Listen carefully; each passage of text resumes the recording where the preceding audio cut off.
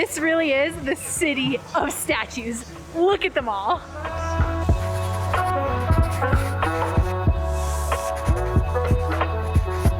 All of them have something that you can learn about them, so. And they're all important.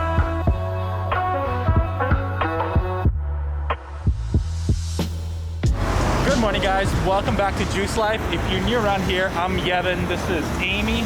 So good to have you guys here. We are currently in Skopje, which is the capital of North Macedonia. When we arrived, it was kind of dark, so we couldn't really explore too much, but the city looked really beautiful with all the lights and the lanterns. So many statues that are like all lit up. Seems like a really cool place. We're gonna do a free walking tour, which starts in like 5 minutes, and we're hopefully gonna grab some borek before we get there. Let's do it.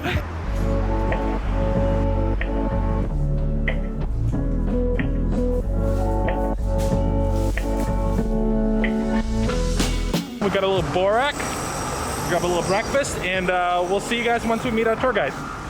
He always reminded me of my father when he was angry at me. So maybe like my father, he's yelling to his son on the other side. Yes. You know, I'll get down from that horse before you break your neck, you idiot. You know? Sometimes the fathers get worried, they shout. At least that's what my father did.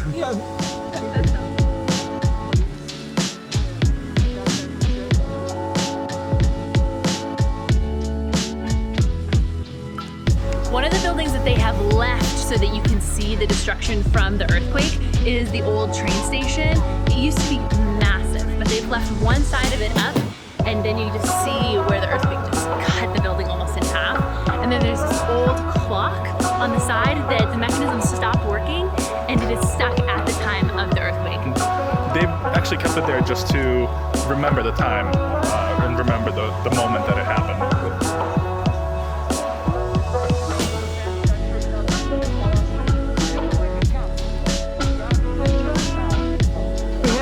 Saying among the local people that if you have learned how to swim in the Varda River, you'll be okay to swim like anywhere.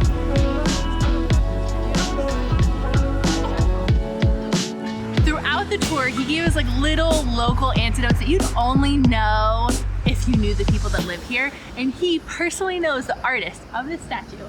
And originally, the statue was not wearing any clothes. People were not happy, so the government went to the artist and told him that he needed to come back and clothe the statue, which the artist was a little upset about it. So he showed his disapproval, carving his own face on the statue's hip. So it's forever there that the artist did not want to clothe the man. We became independent from Yugoslavia in 1991, and this one was in 1996.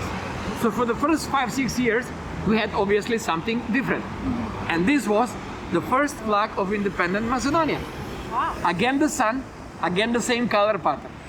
Every single adult from the country with a basic knowledge of computer design was allowed to take part in that contest. There were several thousands of different ideas, some of them like crazy ones. Yeah. And eventually this one was voted in the parliament to be the best solution. Not too many people liked the flag originally, but after 25 years, more and more people start accepting it. Zoran was telling us that the river used to be lined with beaches, and it was like a popular hangout place. People would come in the summer, they'd go swimming.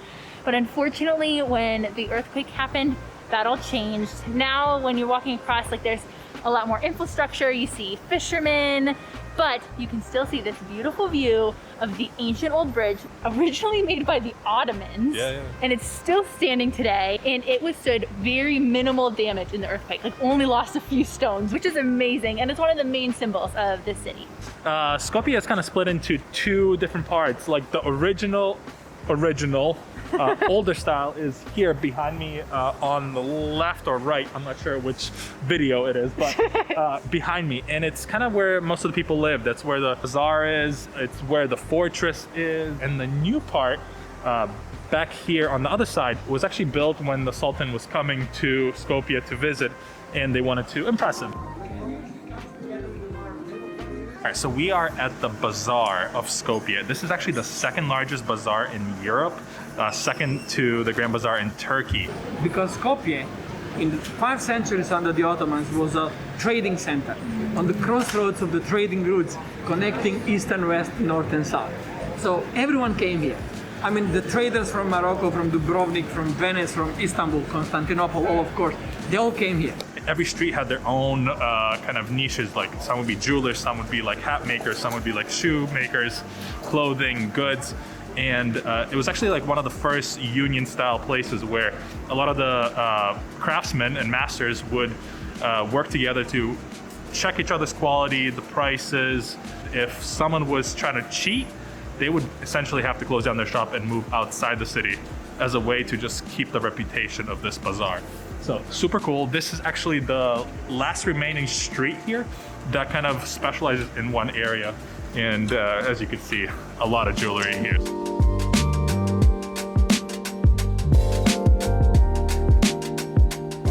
As I already said, the most typical, most traditional Macedonian dish that you have to try is tavče gravče, or in English, baked beans.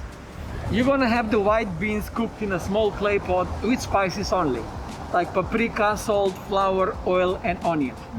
The good thing about the beans, takes a little bit more time to be digested. Why I'm saying good thing?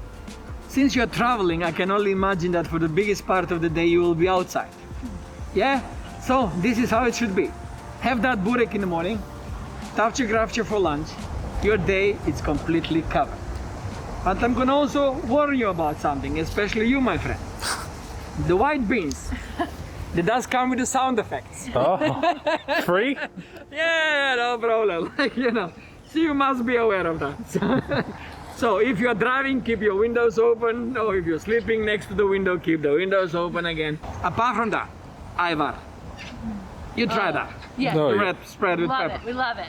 Ivar, You that's don't like something, oh my goodness, everyone loves Yeah, Ivar. it's so good. Come on, that's like September and October, this is like the most important family activity. To make it. I mean, oh, my mom, she's buying like almost 100 kilos of red bell peppers and eggplants. When she get those, forget about free tours. I had to be there. It's a family event for 2 days. Like every single pepper on the grill, the eggplants too. Zoran, thank you, thank you. We just finished our walking tour. It is now, what time, 3? I think it's like 3:30. 3:30, we started at 10 a.m. It's private, just us. We had a little coffee break in the middle Yeah. to warm up because it is freezing So here. cold. It's 8 degrees Celsius, 40 degrees Fahrenheit. The end of the tour ends at the Fortress. At the big fortress right here.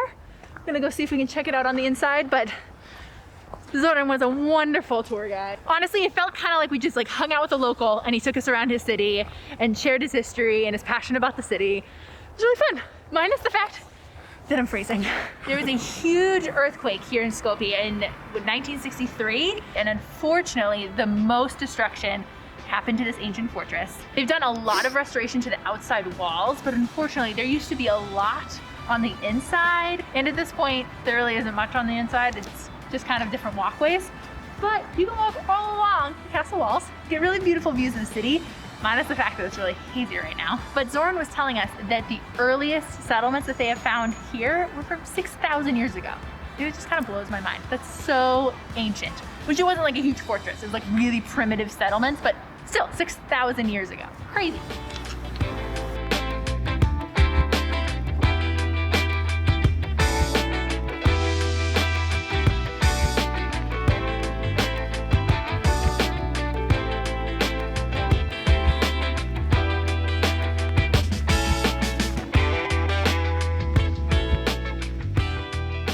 We made it back to the new modern square. The lights are all turned on, which is just so pretty.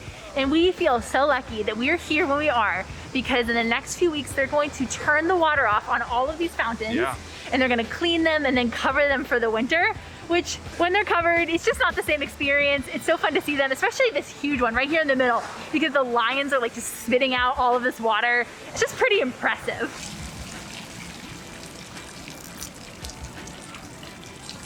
Stop it.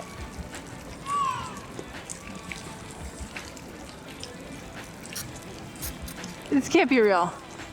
Huh? I just came over to the fountain to shoot some B-roll and they shut the water off. So normally the lions have water spewing out of their mouth and there's all of this water everywhere. And now it's just a pool. Hey, maybe they shut it off for the season. That would be so intense. No, Oh, no, no, no, no. it's here, there we go. I thought it was over.